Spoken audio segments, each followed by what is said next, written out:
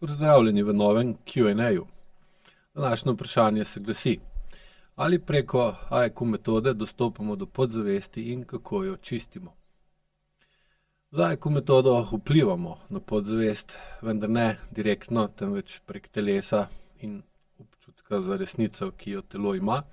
in vpliva na okolje. Podzavest upravlja naše avtomatske odzive, napetosti in vzorce vedenja, ki so pogosto posledica preteklih izkušenj, travm in naučenih prilagoditev, ki smo jih morali razviti običajno v otroštvu ali pa smo jih v bistvu prevzeli tudi od svojih prednikov, ki so jih pa razvili v svojem življenju. Ti vzorci nikoli niso naključni, čeprav lahko tako delujejo, temveč so nastali kot prilagoditveni mehanizmi, vzorci, ki so nam v preteklosti pomagali preživeti ali pa se zaščititi pred neprijetnimi občutki, situacijami, odzivi in vplivi okolja, ki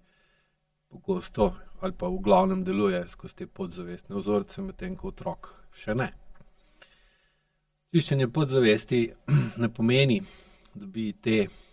vzorce enostavno zbrisali ven iz podzavesti, temveč jih začnemo pa lahko ozaveščati in postopoma spreminjati, če in ko ugotovimo, da nas več ne podpirajo, ne pomagajo, ampak omejujejo in škodujejo. Telesni vzorci ne držijo teh občutkov ujetih, ampak nam omogočajo, da kljub tem travmam, medgeneracijskim vzorcem, prenosom travm med generacijami in neučinkoviti uporabi čustev živimo na videz normalno življenje oziroma normalnost definiramo po svoje, relativno. Vendar ta normalnost temelji na teh prilagoditvah, ki pa pogosto niso več skladne z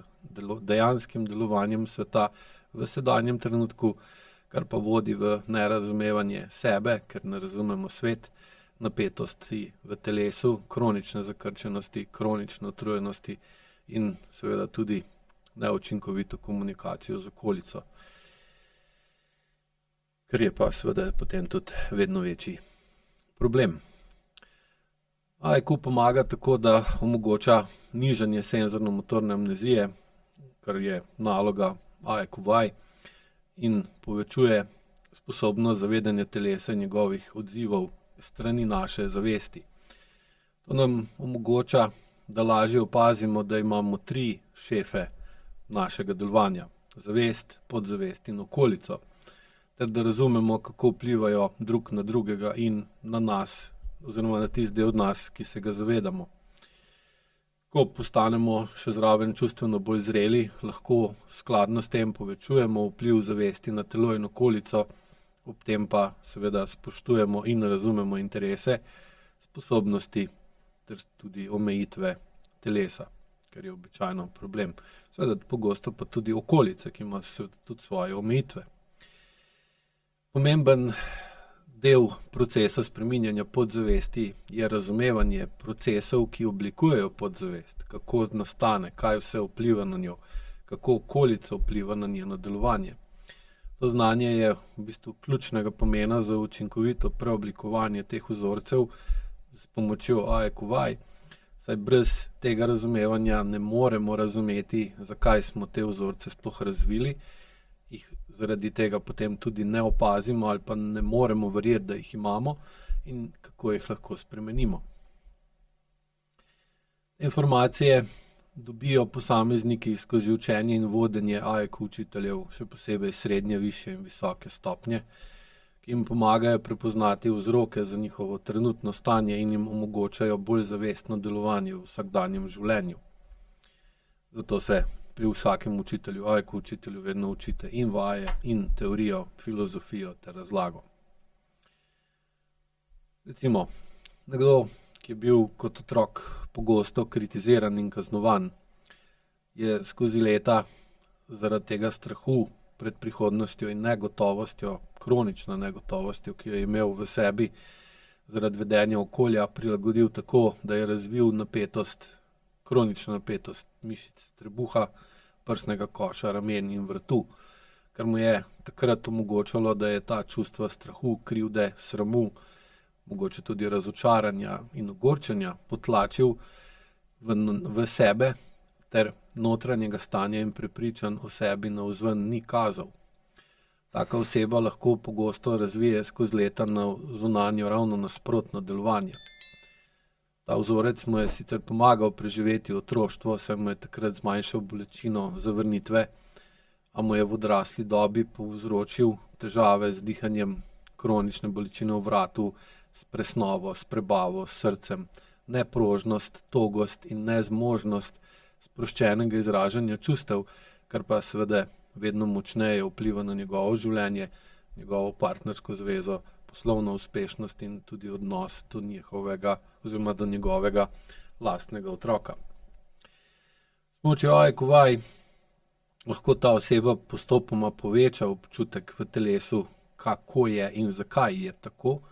začasno zmanjša napetost trebušnih, prsnih, vratnih, ramenskih mišic ter si omogoči, da začne ponovno zaznavati kronično potlačena čustva v obliki kronično napetega telesa. V primerni razlagi se teh občutkov, ki jih vaje potisnejo na površino, vedno manj boji in otepa, kar mu omogoča, da ustvari okoliščine za celostno spremembo.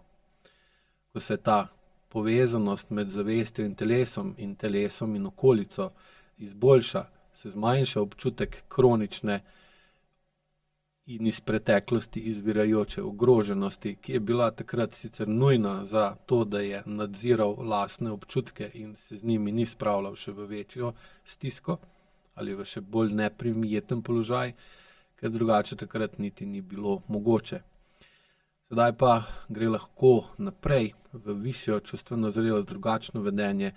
a le če zmanjša motorno amnezijo, ki ga drži v enakem vedenju, ki pa ni več niti potrebno, niti primerno. S tem oseba spremeni svoj odnos do okolice, se bolj sproščeno izraža in zmanjša nepotrebne telesne napetosti, ki so bile prej nujne in avtomatske, kot odziv na podzavestno aktivacijo strahu pred zavrnitvijo. Z AIQ-jem podzavest torej spreminjamo in ne čistimo. Spreminjamo jo s povečanjem zavedanja, postopnim sproščanjem telesnih vzorcev, zavedanjem sproščenih telesnih vzorcev in zavestnim spreminjanjem telesnega odziva na dejansko stanje, v katerem smo, kar pa počasi vodi v večjo notranjo urejenost, boljše ravnovesje med zavestjo, podzavestjo in okoljem ter manj nepotrebnih napetosti. Nujno je dvigati čustveno zrelost, ki omogoči vse to, da se bolje vidimo in sprejmemo sebe v drugačni luči danes, kot nas je nekoč videla in nam pogojevala sprejetost takratna okolica s takratnim načinom življenja. Razumevanje teh procesov, ki oblikujejo podzavest ter vpliva okolice na naše telo, podzavest in zavest, je pa ključno za dolgoročne spremembe in je sestavni del učenja pri AIQ učiteljih srednje, višje in visoke stopnje. Predvsem zaradi tega, ker podzavest ni nekaj, kar se lahko spremeni na hitro, zaradi tega tudi ne čistimo, ampak spreminjamo in zahteva svoj čas in vse, kar zahteva svoj čas, zahteva pa razumevanje, da znamo sprejeti dejstvo, da določeni procesi zahtevajo določen čas, da smo manj neučakani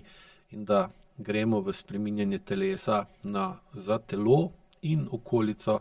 primeren in sprejemljiv način, ker v nasprotnem primeru nas bo telo in ali okolica v tem početju, ne glede na to, s kakimi dobrimi nameni, nujnostjo to počnemo,